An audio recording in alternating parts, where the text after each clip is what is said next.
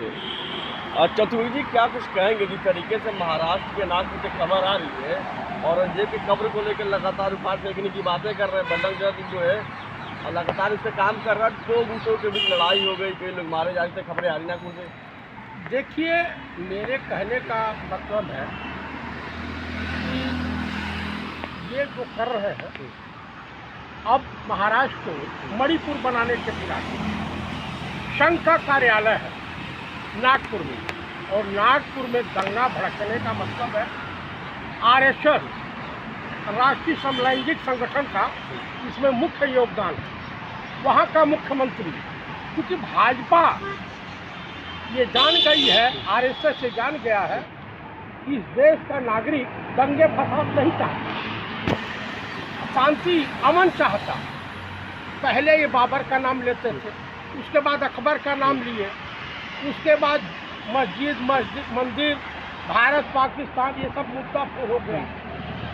तो अब ये कुछ न कुछ करते हुए औरंगजेब पे आ गए, ये लाशों पे राजनीति करते हैं।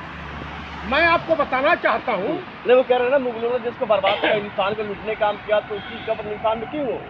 दरअसल ये अपने बाप अंग्रेजों का नाम नहीं लेंगे, ब्रिटानिया गवर्नमेंट के दलाल रहे हैं इनके पूर्वज। इस देश के स्वतंत्रता आंदोलन में इनका कोई योगदान नहीं रहा।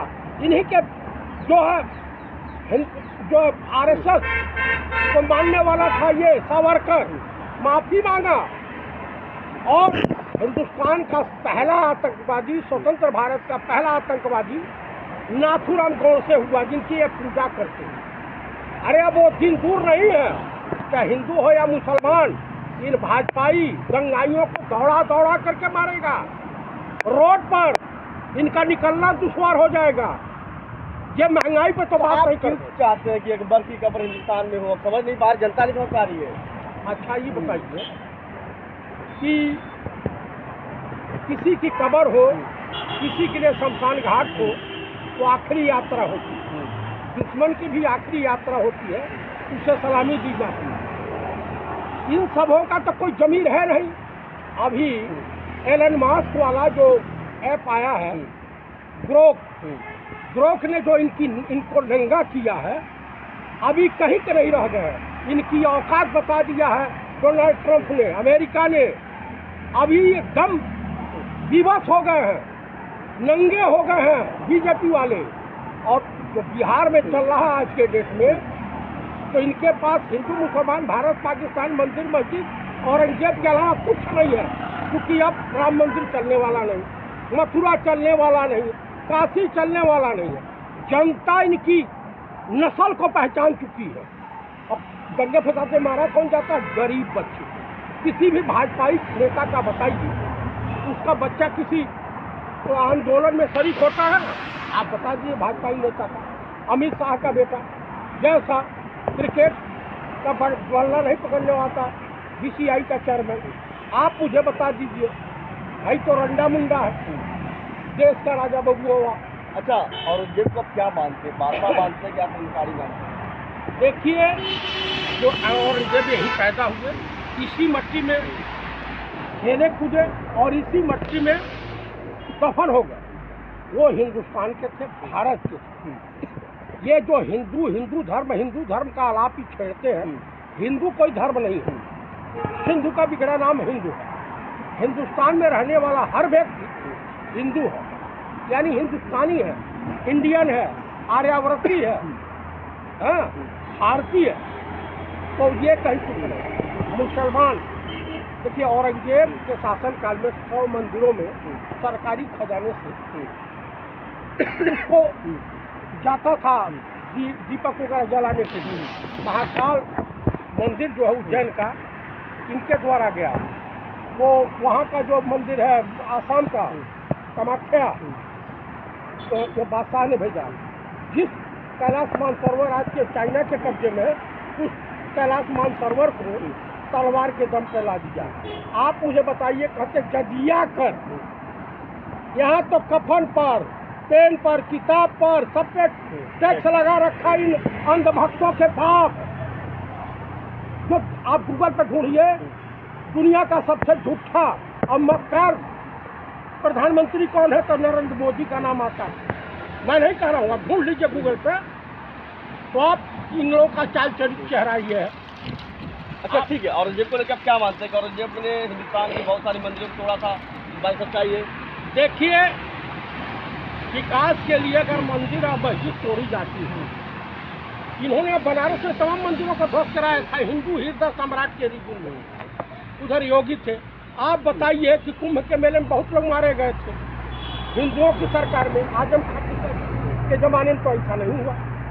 तो कुल मिला के मैं यही कहूँगा कि ये देशवासियों का ध्यान भटकाने, महंगाई, बेरोजगारी, महिलाओं के ऊपर हो रहे अत्याचार, किसानों की समस्या, इस पर कोई बात न कर पावे, इसलिए दंगे की आग में हिंदुस्तान को झोंक दे।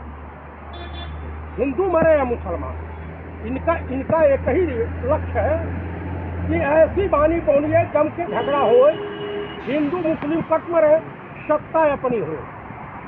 आपको मैं बता दूं, जिस दिन सत्ता चेंज होगी, नरेंद्र मोदी और अमित शाह या मोहन भागवत, आरएसएस वाले कान खोल कर सुन लें, इनका स्थान जेल में होगा और इनके साथ वही व्यवहार होगा जो हिंदुस्तान की अस्मिता के साथ इन्होंने खिलवाड़ करने का खिलौना कुछ कर रखा। वो तो कह रहे सबका साथ सबका विकास, भारत को गुरु बनाने जा रहे हैं। भारत विश्व गुरु बनने जा रहा है।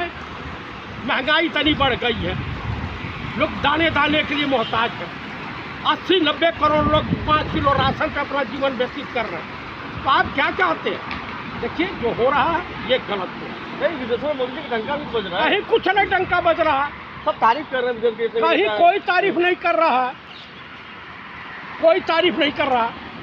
ये प्रोपेगेंडा अब हर भक्त जान गया, जो ये ब्रोक आ गया है ऐप, इसके मामले, इसके बाद तो इनकी पूरी सच्चाई उजागर होने लगी।